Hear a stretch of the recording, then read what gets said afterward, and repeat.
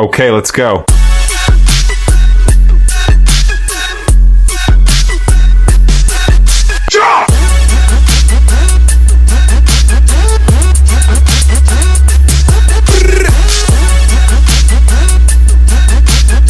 I'm Loretta. And I am Solomon. Welcome to Conversations That Linger.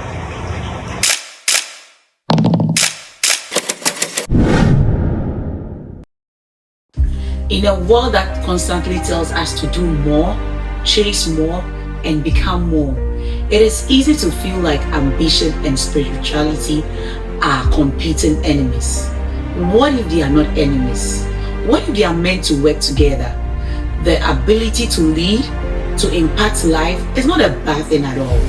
I don't think it's bad to be ambitious, but can you be highly spiritual or deeply spiritual and be highly ambitious at the same time? Solomon, are you ready for today's conversation? I am ready. So for today's episode, we'll be talking about balancing spirituality and ambition. What do you think about that, Solomon? How can you balance spirituality and ambition? Let me put it this way. Can you be deeply spiritual and highly ambitious at the same time? I think the two are not really conflicting. My opinion, I think that they can go hand in hand. That's what I think. However, sometimes it is hard for people to balance the two. You hardly find someone who is deeply spiritual and also at the same time highly ambitious. Rather, people would rather choose one and leave out another. Yes, that is what I also think. But let me put this out there that you can also be highly ambitious in your spiritual life. So the ambition we are trying to talk about here is being highly ambitious in your career life.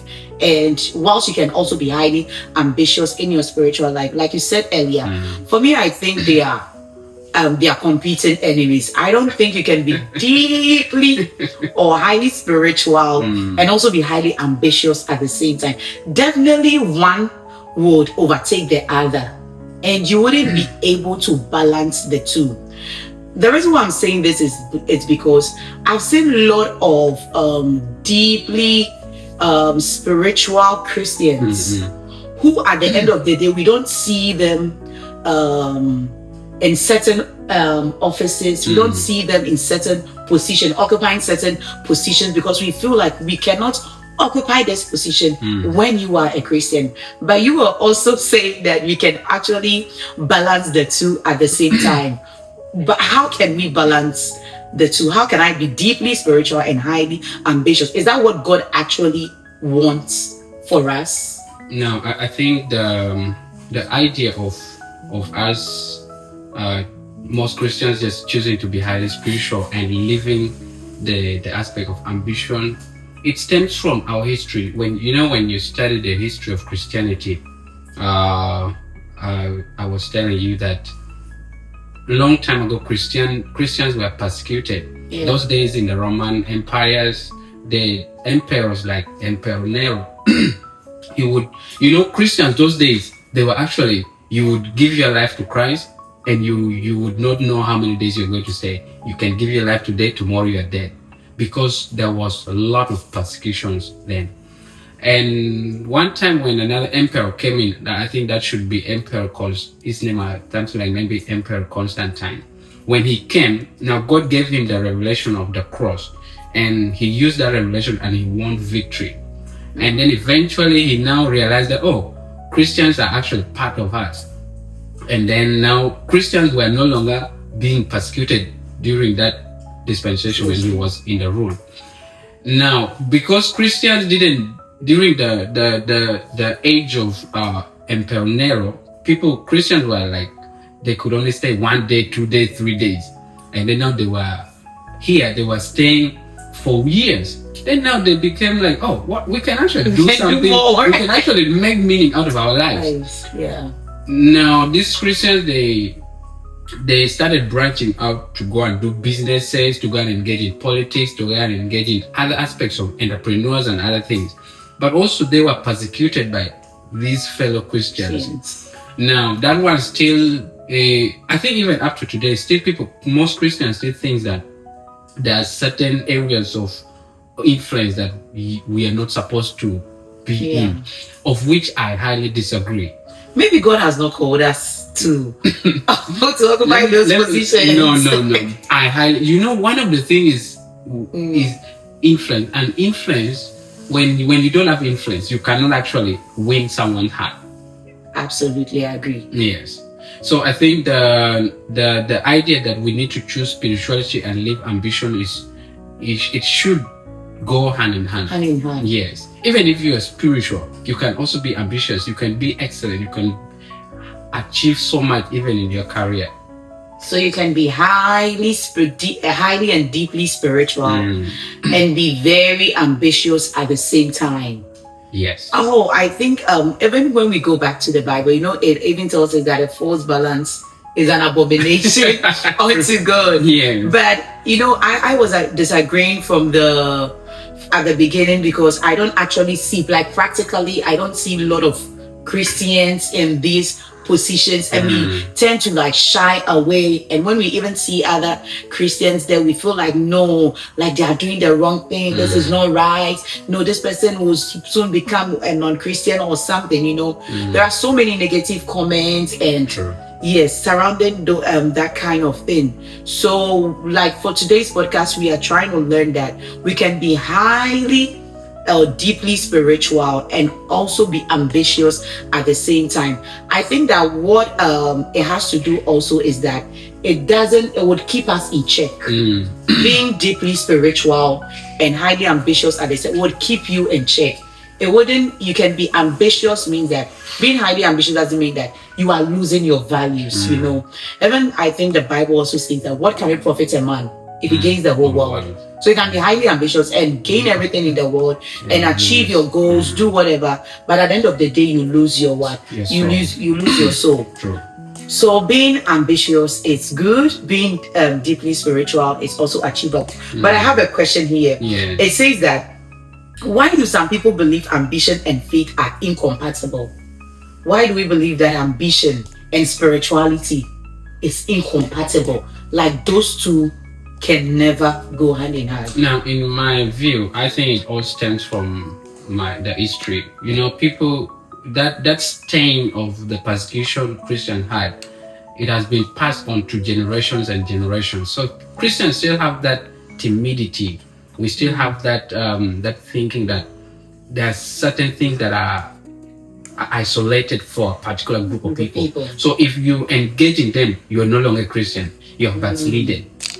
And now, because of that fear of being tainted as a backslidden Christian, so most people don't want to go into that field, and that's why maybe people think that ambition and spirituality are conflicting, of which I disagree. These two are I know you're disagreeing strongly. Yes, I believe that my definition of influence is if you have that ability to cause someone to buy into your idea, number one, your beliefs and your conviction without using force or cruelty, you have influenced that person. Yeah. Now, in our world today, there are people who dress like certain celebrities because, number one, because of the results they have.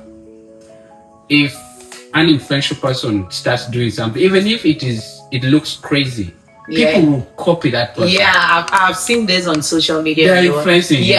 They're causing you to buy into their idea. Yes, but they're not even using it. It looks very stupid. Yes. But it's like you just buy into it because of the person who is doing it or who is behind it. Yes. So if Christians don't wake up and engage and go into those fields and take advantage of the things that Christians have, it is not going to be okay. It's not going to be okay. Yes. It's not going to be okay. And I also want to put this thing out there that when you are deeply spiritual, don't forget to be highly ambitious too. Because people tend to also think that a lot of Christians that oh, I don't need to do this, and maybe just pray and God will do it. God will do the rest. And we don't like to also put in the work. I think that is one thing that we also, a lot of Christians, we do, which we don't also see growth in certain aspects of our lives. Like we are not also being diligent, you know, in certain areas. When you read about the story of KFC, for instance, you know, he believed that he had a chicken recipe. This was after he had retired from work and everything. That was about like 60 or 65 years or something, you know. But he kept on like selling his recipe to so many restaurants, so many hotels. He got rejected so many times, but he kept on. He kept on moving to, I think, the either 2008 or 2009 restaurant that actually bought his recipe and like agreed to. That is like diligence there. Definitely. So sometimes we don't have to only pray and expecting that God is going to do the rest. I think that is why most Christians, we are not highly ambitious in our career life, you know, because we feel like I don't have to put in a lot of work. You know, I don't have to put in a lot of work. I don't have to be maybe too excellent at this. Or maybe I'll just pray and God will do it. Imagine if it's someone like this KFC man that I'm talking about, and he had gone to, let's say, about 10 people. We would have said that, oh, maybe God has not called me to do this. That is why it is not working. You know, all these things happen a lot. Even if it's me, I think about just about the faith restaurateurs. I'm just going to give it a stop and say, no, God has not actually called me into this. So I think one thing we can also do is to also read the success stories of people who have made it, and we also need to be diligent. Even being spiritual, you need diligence. Definitely. God even expects us to even be excellent. Even Daniel had an excellent spirit. So he was distinguished among the rest. So you can be highly ambitious in your career. Like, no, I have to agree with Solomon after the explanation he has given. But you know, at the beginning, I'm like, no way. I have caused you to buy it. Yes, you've caused me to buy into your idea. So you can be highly ambitious and you can also be deeply spiritual. Make sure like you put in the work. You are also diligent. And also, it also put a check to your spiritual life. And I think God also wants us to do well, because even the Bible says, arise and shine, for your light has come. I have another question here. Sure. All the questions are going to Solomon, don't worry. It says that, so what daily habits help you to maintain both spirituality and your ambition? What daily habits? Now, I think everything comes to the power of system and structure. Wow, system and structure. System and structure. If you have not systematized your life, so many things will go wrong. Wow. If you have not structured your life, so many things will go wrong. So, for instance, you know, there, like, if you have not structured, maybe how you're going to pray, how you're going to study the word, how you're going to maintain your family, how you're going to make sure that you're excellent in your work. Eventually, just a matter of time, you will be declining. And so everything comes to the power of system and structure. You have to make sure that you have structured your life and systematize everything that you're doing, especially highly ambitious people and then highly spiritual people. They have a system and a structure. You must have a system and a structure. Yes. So it's what, for example, what time do you pray? What time do you study the word? What time do you make sure that you're having time with your family? What time do you make sure that you are doing your due diligence at your workplace, making sure that you are scaling from height to height, from glory to glory? What system have you put in place to make sure that you are not declining in all these areas of life? If you have not systematized and structured your life, it's just a matter of time. It's just a matter of time. So one of the habits that would actually help you to maintain both your spiritual life and your ambition, deeply spiritual and highly ambitious, is that you have to have a system and a structure for your life. So make sure that you have a plan, like, you know, every day, right? The time you are praying, the time you are reading the word, the time you are learning something new, everything. So at the end of the day, your schedule for a day or for a week doesn't look like anything just jumps in and just goes out. Well, having system and structure, honestly, sometimes you will default. I think it takes a lot of discipline to follow that. So the truth is, you will default, but let the system and structure first be there. It should first be there. Yes. There are times that you will really default, and that is also going to help you to bring you into a check and balance. Because if there is no system and structure, how are you going to know that you're not growing?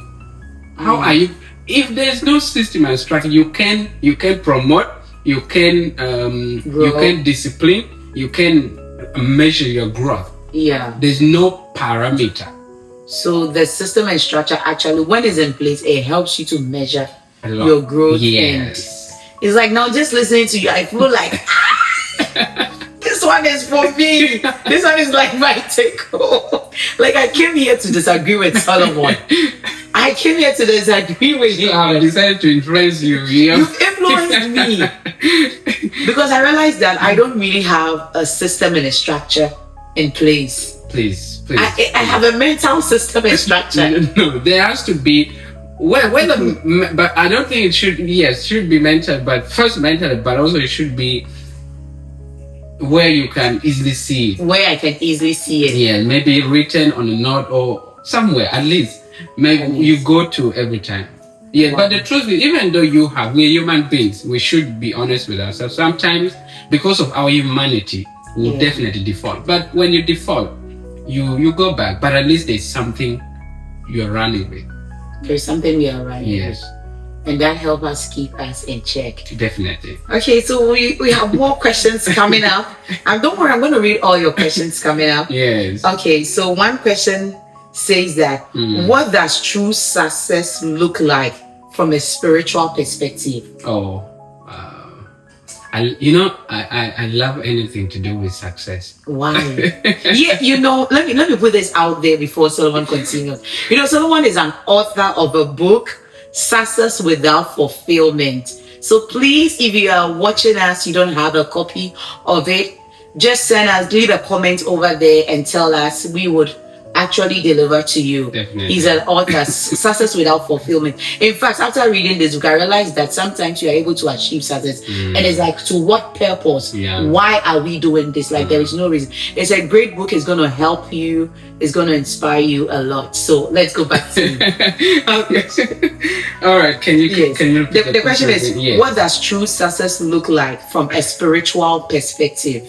Yeah, so I think there are maybe 5 levels. To me, there are 5 levels of success that I think as a Christian we should pursue.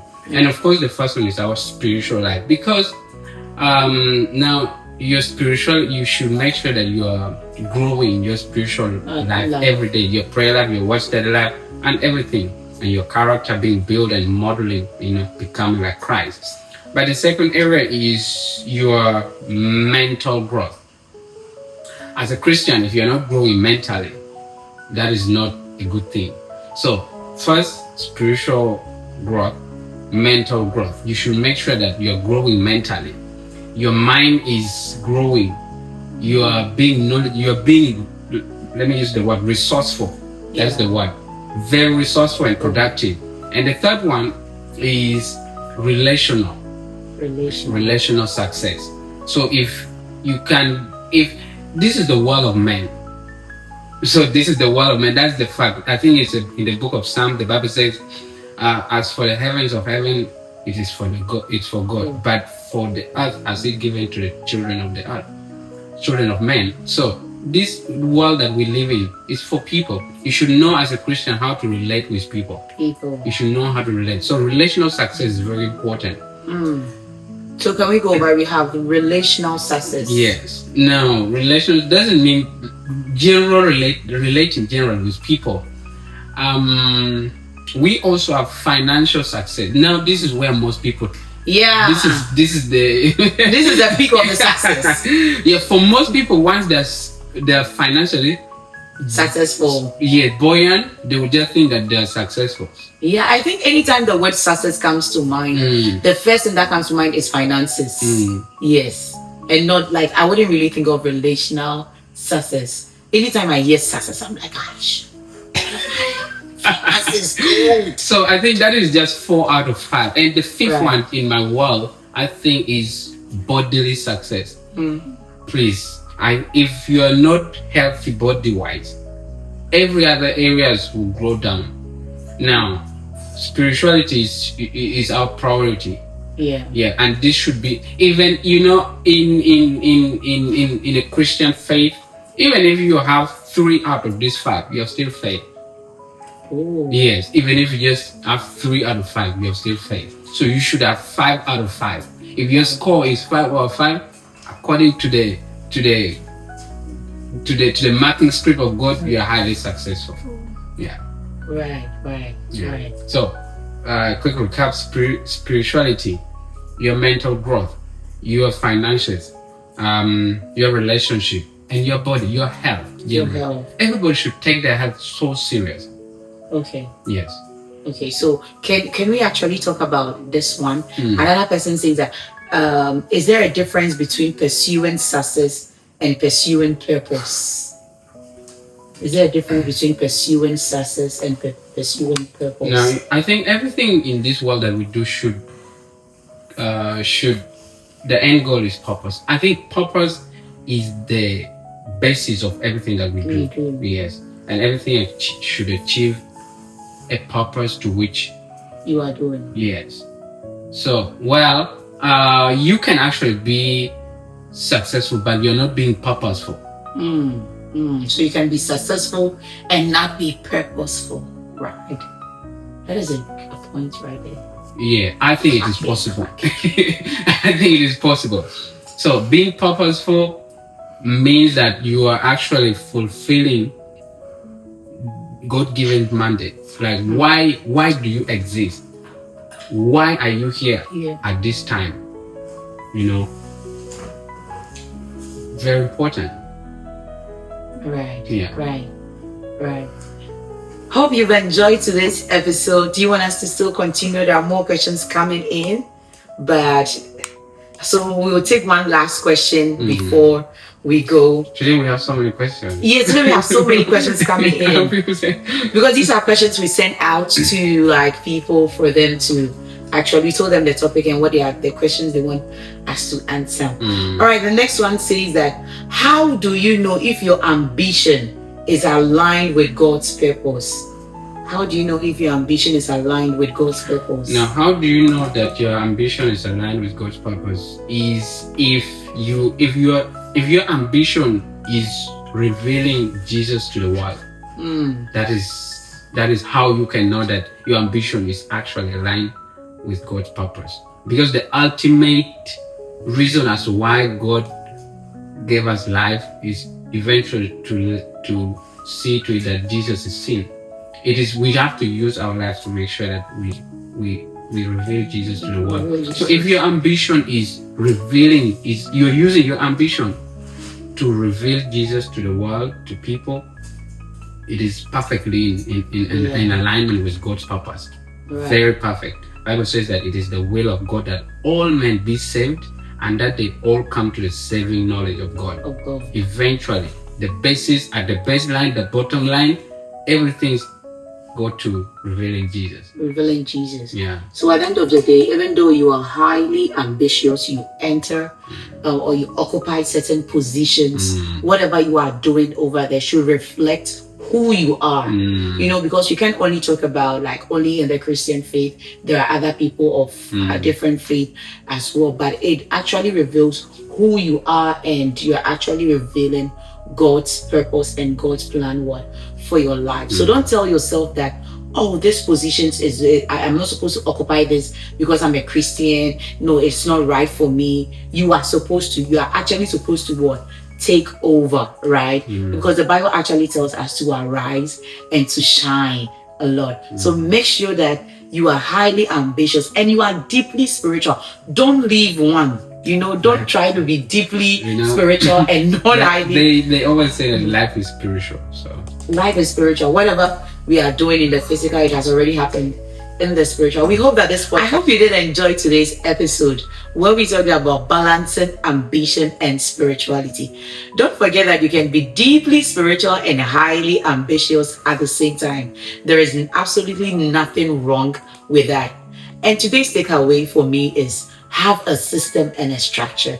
You know, Solomon, let me confess, I don't really have a system and a structure. Please, but after today's episode, Yes. I'm going to have a system and a structure for my life. Awesome. And I hope that you're also going to do same. true. Lovely viewers, I have something for you. Is there anything bothering your mind? Are you planning to leave Taiwan soon? Not yet. Don't do that. I know you may be going through a lot, maybe with other processes. It's not easy living here, being a foreigner.